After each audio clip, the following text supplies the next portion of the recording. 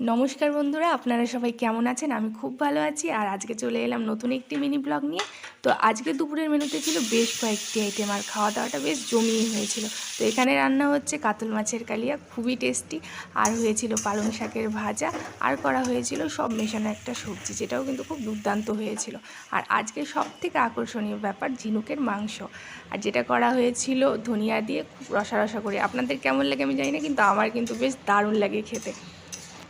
তো এবার থালটাকে সাজিয়ে নেব। প্রথমে দিয়ে দিলাম ঝাল ঝাল ধনিয়ার চাটনি, তারপর চলে আসলো পালং শাকের ভাজা, কাতল মাছের কালিয়া আর সব মেশানো সবজি, আর করা হয়েছিল পাতলা করে রুই মাছের ঝোল।